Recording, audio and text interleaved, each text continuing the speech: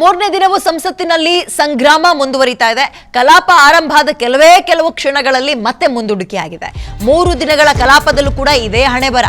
ಅದೇ ರಾಗ ಅದೇ ಹಾಡು ಅಂತೀವಲ್ಲ ಹಂಗೆ. ಯಾವುದೇ ಚರ್ಚೆ ಇಲ್ಲದೆ 2 ನಿಮಿಷದಲ್ಲಿ ಕಲಾಪಗಳು ಅಂತ್ಯ ಆಗ್ತಾ ಇದೆ. 3 ದಿನಗಳಿಂದ ಹಿಂಗೆ ಆಗ್ತಾ ಇದೆ. ಉಭಯ ಸದನಗಳ ಕಲಾಪ ಅನ್ನೋದು ಆಗ್ತಾನೆ ಇಲ್ಲ. 2 ನಿಮಿಷ ಶುರುವಾಗಂಗಿಲ್ಲ, ಧೋ ಅಂತ ಕಿರ್ಚಾಡ್ತಾರೆ, ಅರ್ಚಾಡ್ತಾರೆ, ಮುಂದೂಡಿಕೆ ಮಾಡಲಾಗುತ್ತೆ. ಸೊ ಇವತ್ತಿನ ಕಲಾಪ ಇಷ್ಟು ಗಂಟೆ ಅಂದ್ರೆ ಇಷ್ಟೊತ್ತಿಗೆ ಆಲ್ರೆಡಿ 2 ಸಲ ಮುಂದೂಡಿಕೆ ಆಗಿದೆ. ಈಗ 2 ಗಂಟೆಗೆ ಅಂತ ಇದ್ದಾರೆ ಮತ್ತೆ ಆರಂಭ ಆಗೋದು ಕಲಾಪ.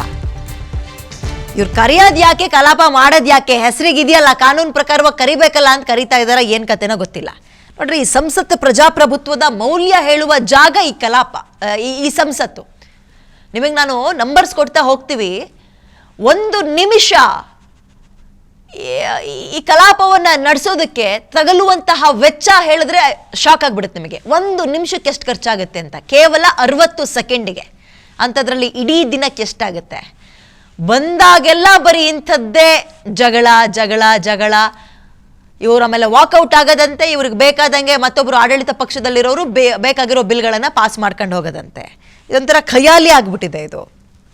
ಆಮೇಲೆ ನಾನು ಹೇಳಿದ್ನಲ್ಲ, 1 ನಿಮಿಷಕ್ಕೆ ತಗಲುವಂತಹ ಹಣ ಕೇಳ್ಬಿಟ್ರೆ ನಿಮಗೆ ಆತಂಕ ಆಗುತ್ತೆ. ಇನ್ನು 1 ದಿನದ ಕೇಳ್ಬಿಟ್ರೆ ಇನ್ನೂ ಈಗ ಇಲ್ಲಿಗೆ ಬಂದು ಯಾರಾದ್ರೂ ನಮ್ಮ ಹತ್ರ ಮಾತಾಡಕ್ ಬರ್ತಾರಲ್ಲ ಜನಪ್ರತಿನಿಧಿಗಳು, ರೋಸತ್ತೋಗ್ಬಿಡುತ್ತೆ ನಮಗೆ. ಏನಾದ್ರು ತಗೊಂಡು ಹೊಡೆದು ಬಿಡೋಣ ಅನ್ನೋ ಕೋಪ ಬಂದ್ಬಿಡುತ್ತೆ. ಅಂದ್ರೆ ಖರ್ಚಾಗ್ತಾ ಇರೋದು ಯಾರ ಹಣ? ನಮ್ಮ ಟ್ಯಾಕ್ಸೇ ಅಲ್ವಾ? ಇವ್ರೇನು ಇವ್ರುಗಳ ಮನೆ ಆಸ್ತಿ ಮಾರ್ಕ ಬಂದಿರ್ತಾರ? ಇಲ್ಲ. ಅಲ್ಲಿ ಚರ್ಚೆ ಮಾಡಬೇಕು, ಹೋಗ್ರಪ್ಪ ಅಂತ ಆರ್ಸ್ ಕಳಿಸಿರ್ತಾರೆ, ಕುತ್ಕೊಂಡು ಮಾತಾಡಬೇಕು. ದೇಶದಲ್ಲಿ ಸಮಸ್ಯೆಗಳೇನಿದೆ ಅಂತ ಪ್ರತಿಪಕ್ಷದವರು ಸವಾಲು ಹಾಕಬೇಕು. ಅದಕ್ಕೆ ತಕ್ಕಂಗೆ ಎದುರಿಸುವಂತಹ ಎದೆಗಾರಿಕೆ ಇವರಲ್ಲೂ ಇರಬೇಕು. ಬಟ್ ಯಾವುದೂ ಆಗಲ್ಲ.